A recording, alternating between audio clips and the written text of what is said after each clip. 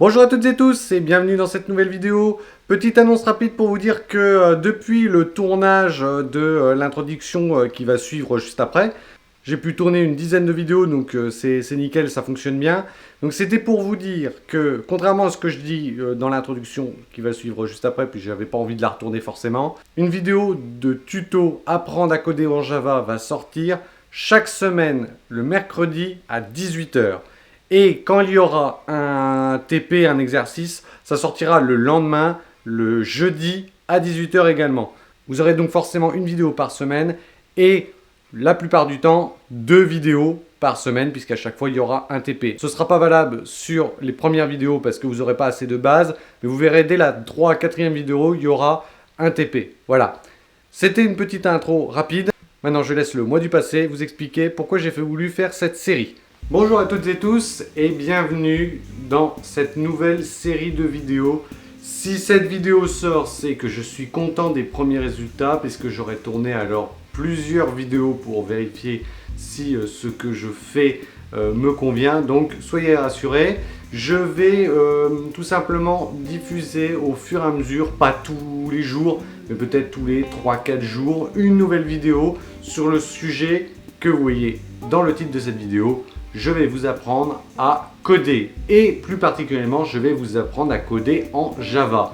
Alors qu'est-ce que le code et quels sont ses avantages? J'aurais tendance à dire pas mal d'avantages. C'est vraiment une passion. Moi j'adore vraiment coder et pourtant je n'ai fait aucune école d'informatique, j'ai appris comme ça. J'ai appris oui à coder en faisant des mods sur Minecraft. Alors maintenant Minecraft est un peu dépassé, mais il y a encore une grosse communauté de mods sur Minecraft. Et franchement, ça m'a fait découvrir un petit peu ce monde que j'aurais pas forcément découvert et que je trouvais complètement abstrait et du charabia complet. Et pourtant, c'est vraiment une passion, c'est vraiment devenu une passion parce que vous pouvez faire des choses qui n'existent pas. Quand vous avez en main la possibilité de pouvoir coder, vous pouvez créer des choses qui n'existent pas ou en tout cas qui n'existent pas telles que vous le percevez. Et ça, c'est vraiment génial. C'est vraiment comme si vous saviez parler une autre langue. Vous avez ce sentiment d'accomplissement qui est vraiment très incroyable quand on dit j'arrive vraiment à savoir parler la langue de celui que j'ai en face de moi. C'est exactement pareil, c'est vraiment super. Sauf qu'à la différence que c'est vraiment comme si vous saviez manier un pinceau. C'est-à-dire que vous pouvez faire ce que vous voulez. Moi, j'ai toujours voulu savoir dessiner, mais je ne sais pas le faire. Alors, autant sur des dessins, sur tout ce que vous voulez, sur ces choses-là, parfois il faut un don, même si ça se travaille, il faut quand même un don. Autant là, il n'y a pas besoin d'un don, c'est une langue. C'est comme si vous appreniez un langage. C'est comme si vous appreniez l'anglais ou des choses comme ça. Sauf que là, c'est de l'informatique. Et c'est à force de pratiquer, tout simplement, que vous allez pouvoir progresser et réussir à faire des choses de plus en plus compliquées. Franchement, ne négligez pas ce côté vraiment intéressant de savoir coder, ne serait-ce que sur un CV. Je ne l'ai pas mentionné moi quand j'avais postulé quelque part parce que je considérais que mes compétences n'étaient pas assez élevées pour être remarquées. Aujourd'hui, c'est vraiment un plus parce que même si je n'ai pas quitté l'entreprise, je suis dans la même entreprise depuis plus de 6 ans, c'est vraiment un plus de pouvoir coder parce que des fois vous avez des besoins et vous pouvez aider vos collègues, vous pouvez vraiment apporter un plus à l'entreprise en codant des choses qui n'existent pas, qui vont pouvoir vous aider en tout cas dans l'organisation de votre entreprise. Et ça c'est vraiment un plus. Ça peut être, et des fois même pour certains métiers, les connaissances qu'il y a besoin en code ne sont pas si élevées que ça pour pouvoir faire quelque chose qui va énormément fonctionner. Je pense notamment à des agences immobilières ou à des choses comme ça. Donc c'est vraiment intéressant du moment que vous, effectivement, du moment que vous voulez partir sur quelque chose de plutôt simple, et je vais nuancer ce que c'est que plutôt simple. Faire un logiciel de compta, c'est compliqué, mais en même temps, vous pouvez essayer de le faire tout seul, vous y arriverez peut-être. Faire une calculatrice, c'est super simple. Faire, je sais pas, un jeu de cartes, je pense que c'est une difficulté moyenne, mais ça peut se faire. Par contre, si demain vous voulez coder The Witcher 4, oubliez tout de suite l'idée. Je me suis lancé des fois des défis et je vous montrerai un jour un truc qu'on avait fait à plusieurs. Je m'étais associé avec 2-3 personnes pour faire un jeu vidéo Minecraft-like. On était allé très loin. Et quand je dis très loin, c'est vraiment, vraiment très loin, parce que des fois, vous avez tous ce sentiment-là où vous avez envie de révolutionner le monde, et en fin de compte, ça démarre vraiment jamais, ça démarre pas. Là, il y avait un vrai début. Il y avait un monde qui était généré, il y avait quelque chose en 3D, il y avait un éditeur. On était vraiment en train de faire un nouveau Minecraft en Java, et franchement, ça nous plaisait. On avait vraiment réussi à faire des choses avec... c'était des pentes, des choses comme ça. Donc, il y avait vraiment un gros travail de fait là-dessus. Néanmoins, on a arrêté parce que chacun est parti de droite à gauche et tout ça. Mais là, c'était un gros projet et on a même réussi à l'emmener, je dirais, presque à un tiers du développement, ce qui est beaucoup. Mais par contre, oubliez tout de suite l'idée, et du coup, je suis bien placé pour en parler. Un gros projet, ce n'est pas possible pour quelqu'un tout seul. Minecraft, vous allez me dire, Minecraft a été codé par Marcus Persson dans son garage. Certes, mais Minecraft, au tout début de Minecraft, effectivement, c'est pas choquant que ça ait été codé par une personne. Il n'y avait pas grand chose. Hein. Vous prenez les premières versions de Minecraft qui ont été sorties, c'était pas grand chose. Mais si demain vous me dites, est-ce qu'on va recoder Skyrim ou est-ce qu'on va recoder The Witcher? Non. Très clairement, oubliez tout de suite l'idée. Ce n'est pas possible et je ne pourrais pas vous apprendre, je ne sais même pas le faire. Je ne sais pas faire de la modélisation 3D. Je sais faire des logiciels, mais pas de modélisation 3D.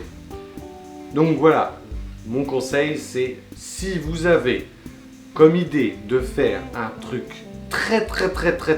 très ambitieux, genre faire Witcher 3, oubliez tout de suite l'idée. Je ne sais pas faire, vous ne saurez pas faire. De toute façon, il faut être plusieurs centaines. Un jeu comme The Witcher, un jeu comme Skyrim, ils sont plusieurs centaines à travailler pendant plusieurs années. C'est plus long à faire qu'un film, par exemple. Donc, oubliez tout de suite l'idée, ce n'est pas possible. Par contre, ce que vous pouvez faire, c'est pas mal de choses. Je vais vous montrer un petit peu ce que je fais actuellement, et vous serez en capacité à faire, après ce cours, et après beaucoup d'entraînement, de faire exactement ce que je vais vous montrer. Alors bien évidemment, je n'ai pas la science infuse, je ne suis pas informaticien, c'est juste ma passion, je ne suis pas codeur professionnel, donc peut-être que des personnes qui vont venir du métier, peut-être que des codeurs professionnels vont venir monter au créneau en disant c'est n'importe quoi, pourquoi il nous dit ça, etc. Je n'ai pas la science infuse, pour autant mon code il fonctionne. Je fais beaucoup de séances de code toutes les semaines et je vois bien que mon code il fonctionne, je ne suis pas demeuré, donc c'est soit ça marche pas. Après, il y a des meilleures façons pour l'optimiser parce que bien évidemment le code, c'est plusieurs chemins, il y a des multitudes de chemins qui s'ouvrent à vous pour arriver exactement au même résultat. La chose à faire, c'est quel sera celui qui va être le plus optimisé, notamment pour votre ordinateur, parce que si vous lui demandez de faire un truc simple mais de façon compliquée, peut-être que l'ordinateur va avoir un peu plus de mal, alors que parfois, pour une même opération, on peut avoir quelque chose qui va pomper beaucoup d'énergie, et des fois, non. Alors, vous allez me dire aussi, quel est le langage que l'on va apprendre? Eh bien, c'est le langage Java. Pourquoi le langage Java? Parce que déjà, c'est le premier langage que j'ai appris, le seul langage que j'ai appris puisque c'était celui qui permettait de coder sur Minecraft. Mais également, je trouve que quand j'ai regardé un petit peu des cours sur d'autres langages, j'ai trouvé que c'était quand même celui qui était le plus simple, le plus abordable pour tout le monde, le plus facile à visualiser. Et franchement, je ne regrette pas d'avoir choisi ce langage. Et vous allez voir, si vous ne faites pas un jeu vidéo de fou furieux, si vous voulez faire des logiciels, si vous voulez juste faire des logiciels de façon standard, Java est tout trouvé pour ça. C'est facile, c'est très documenté, il y a beaucoup de forums. Je n'ai aucun souci à chaque fois pour trouver les réponses à mes questions. D'ailleurs, c'est aussi une arme que vous devez utiliser, c'est-à-dire qu'il ne faut pas se limiter à mes explications parce que de toute façon, ce ne sera pas suffisant pour appréhender le langage Java. Ce sera un gros début, mais ça va être une bonne base, mais vous n'allez pas savoir à la fin coder un jeu vidéo de A à Z ou coder un logiciel de A à Z. Il faut vous renseigner et je le fais moi-même. Dès que j'ai une question, dès que je veux savoir comment on fait telle ou telle chose, eh bien, je vais sur internet. Il y a des gens qui répondent. L'anglais est quand même apprécié parce que beaucoup de personnes parlent en anglais sur les forums, mais quand vous maîtrisez un tout petit peu la langue, il n'y a pas besoin de maîtriser comme un fou furieux, on arrive à s'en sortir, on arrive à prendre les informations là où elles sont, et là, c'est nickel. J'espère que ça vous plaira, j'espère que j'arriverai à vous transmettre un petit peu cette passion. En tout cas, je suis très heureux de vous proposer ça, et allons-y maintenant. Nous revoici donc derrière mon PC. Là, je vais pouvoir vous montrer à quoi ça ressemble, le code. Alors là, je vous montre, c'est tout simplement un logiciel assez ambitieux de comptabilité. Ça fait comptabilité, ça fait navigation internet, ça fait gestion d'utilisateurs. Bientôt, alors je ne l'ai pas encore fait, ça va faire des notifications un peu comme Facebook, ça fait chat d'entreprise, bref, ça fait pas mal de choses. Donc ça, c'est pour mon kiff à moi et puis pourquoi pas essayer de le revendre. Donc là, je vais vous montrer ce que vous pourrez faire.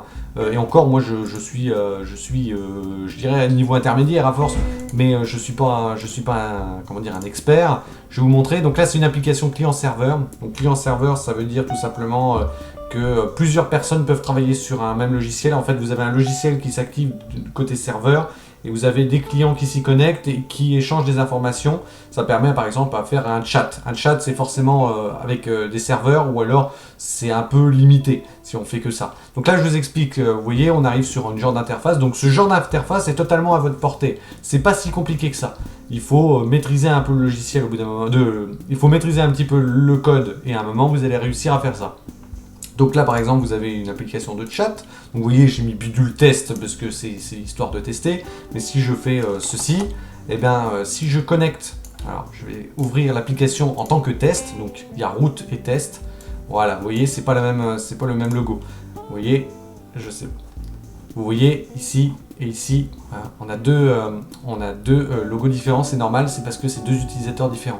Mais si par exemple j'ouvre ici et que je tape bidule, ici, ça va s'afficher ici, comme si c'était bidule. Et moi, je réponds. Par exemple, je fais coucou. Voilà. Et ça va s'afficher ici, de l'autre côté. Voilà, vous voyez. Donc ça, c'est une application de chat. Donc là, je vais couper ceci. Hop. Ça met... Donc vous voyez, c'est marqué déconnecté parce que forcément, la personne s'est déconnectée. Donc j'ai géré ça aussi pour que la personne sache si l'utilisateur qui est en face est connecté ou déconnecté. Ici, on peut changer ou pas le fait d'être, si on veut par exemple ne pas être dérangé.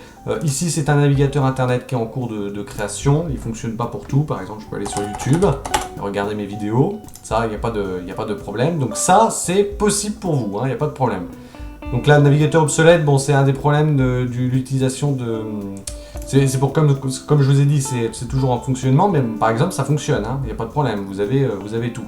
Ici, c'est pour gérer son profil, changer sa photo de profil. On peut bien sûr aller dans l'administration, gérer les utilisateurs, gérer les droits, si par exemple, on n'a pas envie que telle ou telle personne puisse gérer les utilisateurs, les droits, les dossiers, etc. Et puis après, vous avez un truc un peu plus, voilà, ou un peu plus comptabilité. Donc là, pour ceux qui ne font pas de compta, ça va peut-être être du charabia. Mais là, par exemple, ici, on va avoir la balance fournisseur, les journaux et tout ça. Mais après, on peut imaginer que c'est totalement autre chose. Ça pourrait être aussi un logiciel de gestion de biens immobiliers. Ça pourrait être un logiciel de, je sais pas, de gestion d'une entreprise avec une demande particulière. On ne sait jamais, par exemple, ça peut toujours servir de savoir coder un logiciel, parce que si vous êtes dans quelque chose de précis ou à la rigueur le logiciel que vous souhaitez il n'existe pas, ou alors il existe mais il ne répond pas du tout à votre organisation, ce qui fait qu'en fin de compte votre organisation est bancale, parce que quand vous n'avez pas un bon logiciel, et bien forcément votre organisation elle est plutôt bancale. Là ça vous permet vraiment, quand vous avez la possibilité de coder à un niveau on va dire plutôt intermédiaire, il n'y a pas besoin d'être un énorme expert, ben vous pouvez réussir à faire des choses qui vont vraiment vous aider au quotidien dans votre entreprise ou que vous soyez salarié ou même patron. Donc ça vraiment ça peut être quelque chose d'intéressant. Et puis pour vous même aussi pour coder, puis pour pouvoir le vendre à la rigueur si vous voulez vendre des logiciels. Bref, c'est à la portée de tout le monde et ça peut servir à vraiment pas mal de choses. Ça pourrait même, imaginons, servir à quelqu'un qui voudrait faire quelque chose de particulier. Et ben ça c'est effectivement quelqu'un qui voudrait avoir un logiciel pour soi, pour travailler, pour faire des choses, pour voilà un truc qui n'existe pas, bah, il pourrait très bien le créer pour faire ça. Alors ça demande plein de notions, mais il faut, comme je vous l'ai dit, il ne faut pas hésiter à aller sur internet pour pouvoir voir si vous avez des questions particulières ou si vous ne savez pas comment faire telle ou telle chose. Moi le navigateur internet je ne l'ai pas inventé, hein. C'est-à-dire qu'il y a un outil dans Java qui permet d'afficher une page internet.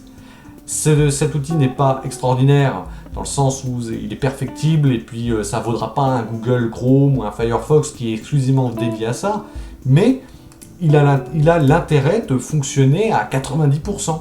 Donc c'est quand même utile. Regardez par exemple, j'affiche quelque chose, je peux aller en arrière, vous voyez, je peux aller en avant. Donc ça fonctionne. Après voilà, tout l'intérêt, c'est que vous sachiez vous débrouiller pour réussir à aller voir sur internet comment ça fonctionne, comment vous allez vous débrouiller. Moi, il n'y a pas une seule fois où je ne vais pas sur internet pour voir comment telle ou telle chose se fait, parce que j'ai toujours des questions et il y a toujours des choses à savoir. C'est un peu comme une langue en fait. Vous avez dans une langue, vous êtes tout le temps en train de vous dire comment on dit ça. Et ben là, dans un langage informatique, c'est à peu près pareil. C'est comment on fait ça. Ben là, l'objectif, c'est de vous donner les clés pour pouvoir réussir à vous en sortir, pour pouvoir chercher les informations dont vous avez besoin.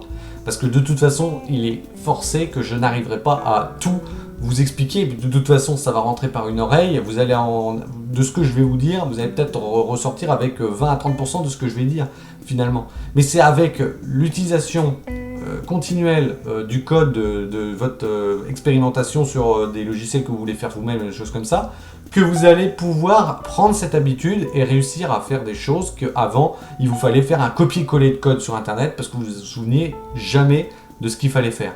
Bah moi c'est pareil, c'est exactement ça. Et des fois des choses je ne sais pas comment faire, je fais copier-coller et puis à un moment, au bout d'un moment j'ai l'habitude et je comprends exactement ce que fait tel ou tel code et à la fin on arrive à faire le truc. Donc là, ça c'était une petite intro pour vous montrer ce qu'il était possible de faire, mais il est possible de faire énormément de choses, il n'y a pas de problème. Aujourd'hui, bien évidemment, on ne va pas commencer à faire un logiciel qui va révolutionner la face du monde, on ne va pas commencer à faire un truc de fou. Là, déjà, c'était une première approche avec l'introduction que je vous ai fait tout à l'heure et vous montrer ce qu'il en est actuellement. Effectivement, il y a pas mal de choses à faire, il y a pas mal de choses à dire. Je pense qu'on en a dit assez pour ce premier épisode d'introduction. Dans le prochain épisode, je vais vous expliquer comment on installe ce logiciel et comment on commence vraiment à coder notre premier logiciel et vous expliquer un petit peu les toutes premières notions qui sont importantes à savoir. Merci à toutes et tous d'avoir suivi ce premier épisode d'apprendre à coder en Java. J'espère qu'il vous a plu. N'hésitez pas à lâcher votre plus gros pouce bleu, à vous abonner à la chaîne pour ne pas louper les prochaines vidéos. Si vous avez des questions, des remarques, n'hésitez pas à les lâcher dans les commentaires. Sinon, je vous dis à bientôt pour une prochaine vidéo.